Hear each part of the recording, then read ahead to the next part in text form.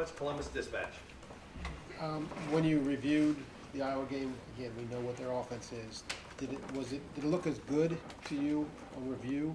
And what really stood out to you?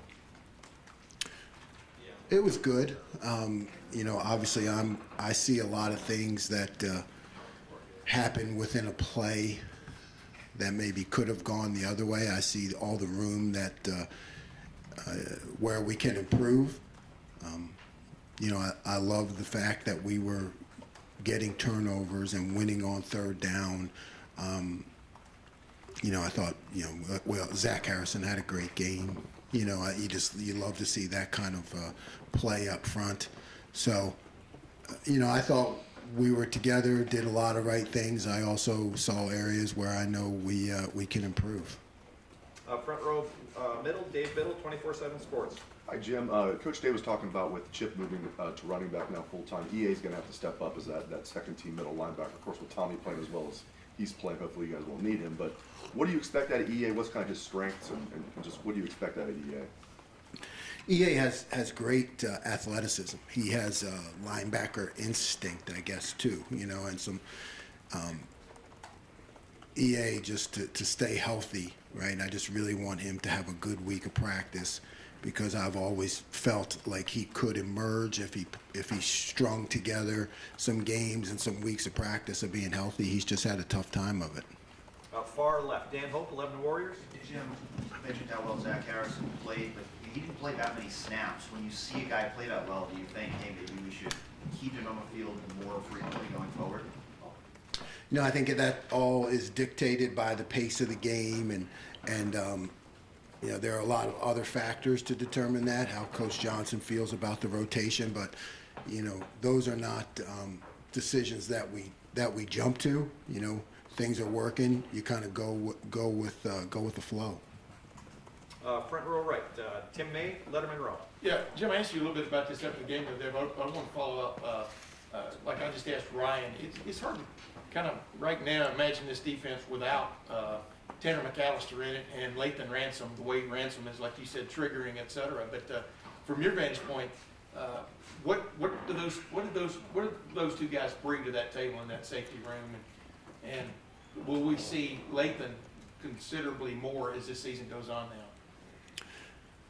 Lathan, I've told you all along, has just been a guy that I've been totally impressed with since he emerged, since he was able to practice. Because not looking at much from last year and not having him go in the spring, didn't know what to expect. But yeah, he's got a hot hand. He's just he's one of those safeties that can see the forest through the trees and pull his trigger and go. So guys playing like that, yeah, you want to keep them going. And Tanner, I've said it all along, just he brings a coaching presence to the room in terms of understanding the system, having answers for the other guys. Also, he knows me, so he knows how I coach and what I'm trying to do. And it's always good to have somebody younger, who can talk about that to the players. Yeah, but he was promised. I would think he was promised a shot if he came here, but he wasn't necessarily promised you're going to be one of the guys. You know what I mean? That shows some maturity, right? Yeah, it showed. Yes, a lot of faith in me, a lot of faith in himself, and also the fact that he wanted to stretch himself. It's a guy gets to that point in your career. I think it takes a lot of character to say, hey, I want to stretch myself to try something new at this point in my career, and I give him a lot of credit for that. Front row middle, Joey Kaufman, Columbus Dispatch. So Ryan mentioned that this collection of receivers and the quarterback Penn State has is probably the biggest challenge you guys have faced in defending the pass this year. What makes them maybe a tough test in that regard, and what do you guys need to do to counteract? I think the quarterback is veteran. He's very smart. He's good at reading what you're doing, delivering the ball. He's tough, hangs in there. He can scramble. He's just a really good quarterback. He's an operator, and the receivers, they're skillful, and they can they can go up and win a lot of 50-50 balls. They're good route runners. I just think that whole operation will be a challenge for us. Second row middle, Nathan Baird, Cleveland.com. Your thoughts on what Teron Vincent is giving you guys this season and what his presence means in the middle of that defensive line? He's a veteran guy who, made the decision when I got here to buy in, and I think that is really important, for all of us to recognize. Again, it's not easy for a guy who's been around a while to all of a sudden have somebody new come in and tell him, hey, this is the way we're going to do this, and he had that maturity and that vision, or that early confidence in me to say, hey, we're going to follow, and because he has the respect of the other players, he brings brought a lot of guys along with him. It's a big deal, and so he really helped in that total buy-in from the whole defense. Front row right, Austin So Ward. did you have like a conversation with him early on? No, not specifically. We just kind of grew into it together to where we have a really good relationship. I didn't. To me, it's hard to have those conversations until you know a guy. You know what I mean? You don't.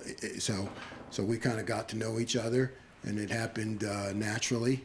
And really, really proud of him and thankful for the help he's given me. Front row right, Austin Ward, Letterman Road, 97.1 The Fan. Jim, you'd said a week or two ago that there were more things you felt like you could get to with this defense, and Tanner sort of indicated after the game on Saturday that he can feel you getting more of that stuff on the field. Is that, when you have everything at your disposal and you know that the players out there are more comfortable or confident executing that, how does that change the comfort or confidence for you in calling a play when you know that you can get deeper in to that bag? Yeah, I mean, it is a process, and like I said, a lot of times we rep things in practice 2-3 weeks out and that we haven't used yet, and you're right, I have to be comfortable with it, because it's not, if you make a mistake, it's costly, right, on defense. It can really hurt the entire team. So,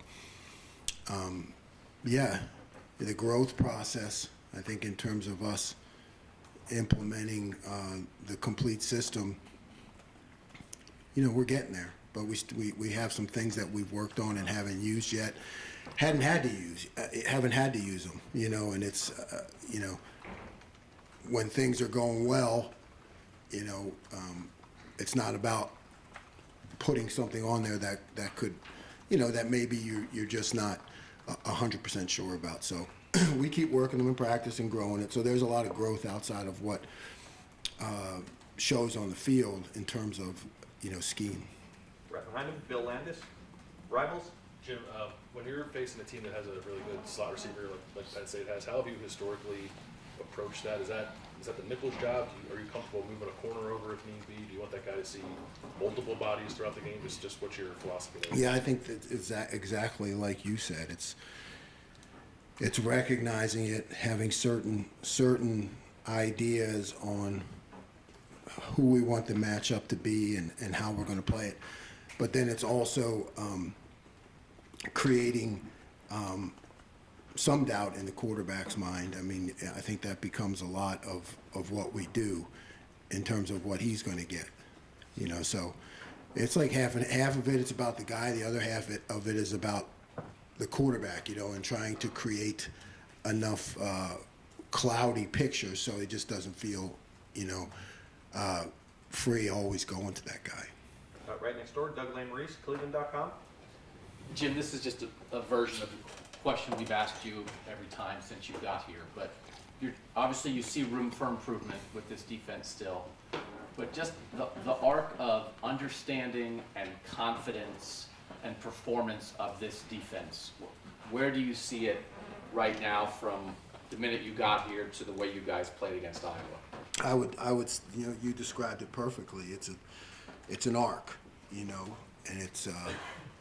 it's definitely has trended up you know, and continues to trend up. It's my job to keep that going. You can't ever stay the same in this business. You can't stay the same. You know, you have to keep pushing and prodding and looking for ways to improve, things to add.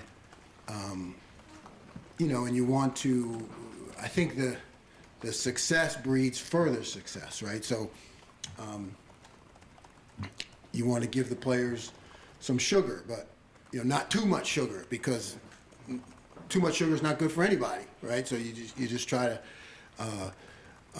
point out the things and, you know, give them a clap on the back for that and say, okay, now that we've done this, we can go to this.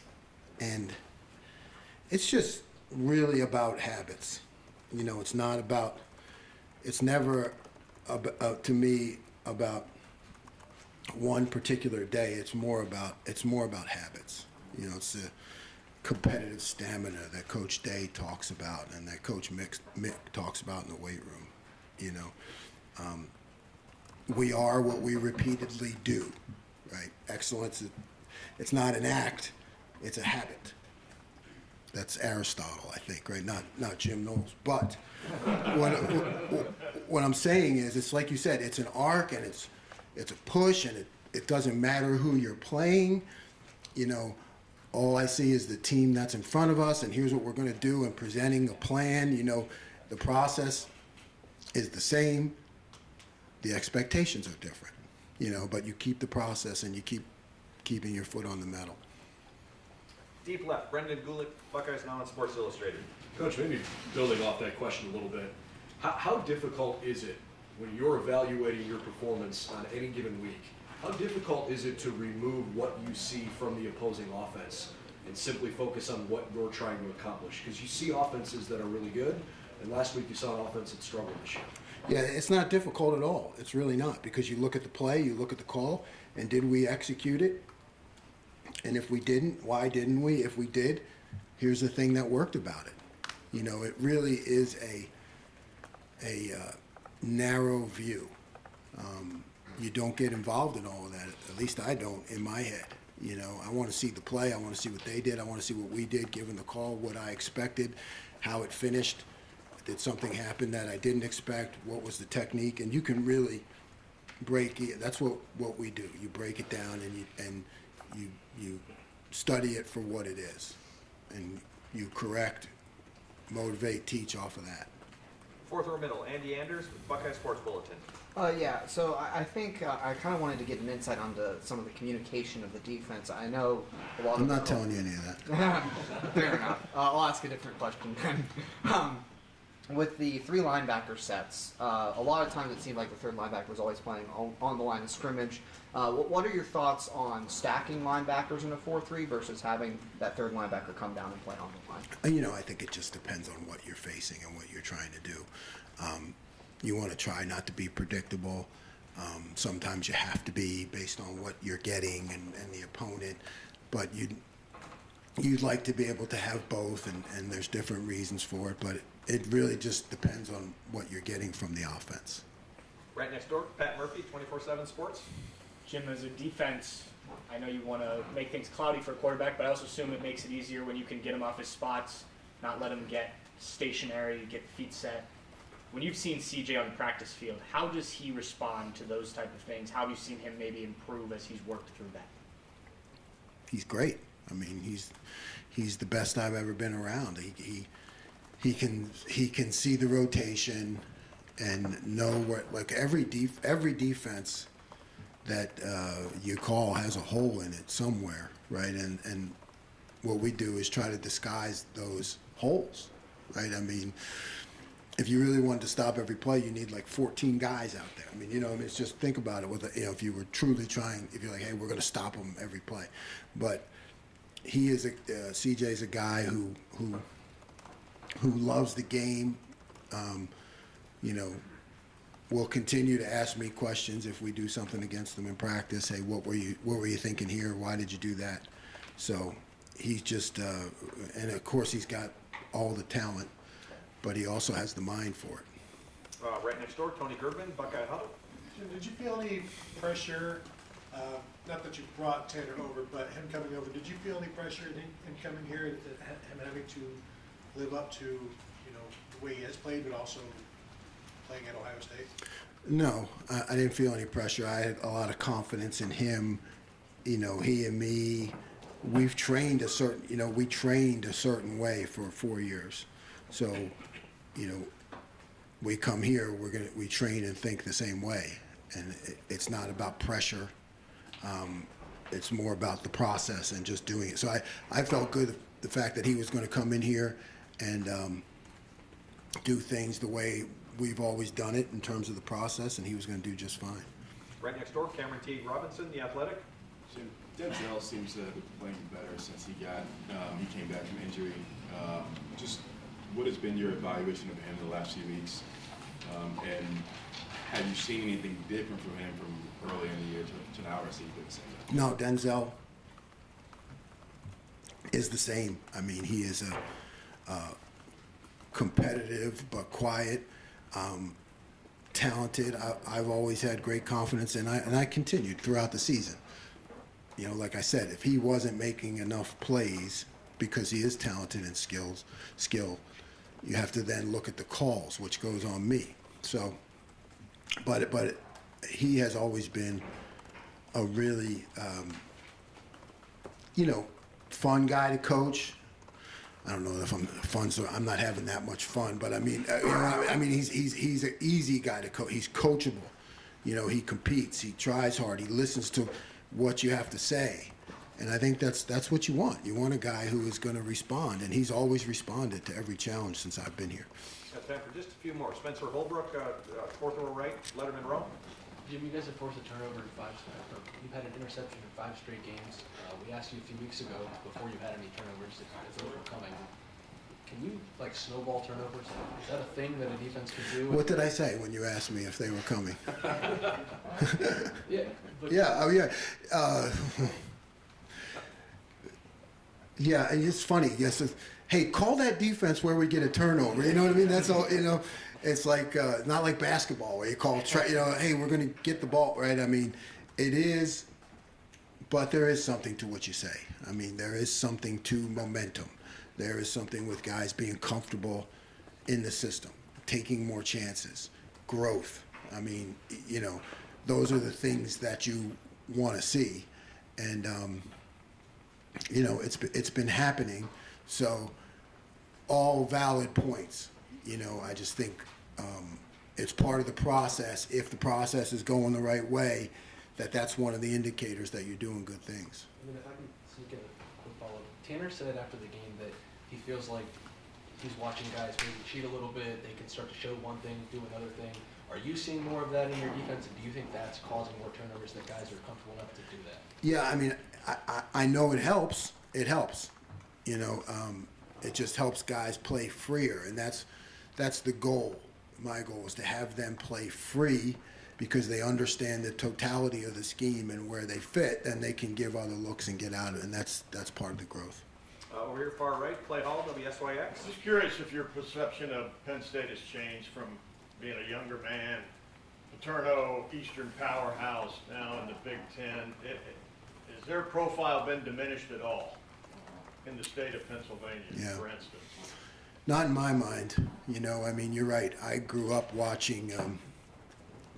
Anybody in here as old as me? Sunday morning was you had the 1 hour time slot where they would recap the game. And always well respected, and what Coach Franklin has done. Great respect for that. So I haven't seen it change. I mean, I think in coaching, you're kind of aware of everything. But I think they've done a great job of keeping it as consistent. Far left, Ryan McGee, ESPN. Coach, I want to ask you about guys you see in practice on the other side of the football. You've seen a lot of great receivers at your stops along the way. This group seems pretty special. What is it about them that stands out to you when you're working with them in practice and against them in practice? The finish. Absolutely. I mean, routes are great, speed, all of that, but actually completing the catch, it's as good or better than I've ever seen, and then we see it every day in practice. They just Deep, sorry about that. no, they just get it done. Yep. Deep left, Tom Moore, Buckeye huddle. When you first turn on the film to look at the next team on the schedule, or the first time you turn on the film for your team, what is the first thing you're looking at? And then can you sort of walk us through the process of how you're evaluating and deciding what you're going to do as you're watching that film? Explosive plays, right? I mean, you want to look first at how they're making their explosive plays, out of what formations, what scheme. You know, I think explosive plays are a big part of stopping a team. So you definitely look at that, look at things, and then it's just an hours-long process of looking at, you know, formations and down and distances and tendencies and field position, and you know, there's a lot of writing, a lot of scribbling, you know, for myself in terms of the way I do it. But everybody probably has a different process, but that's how I go.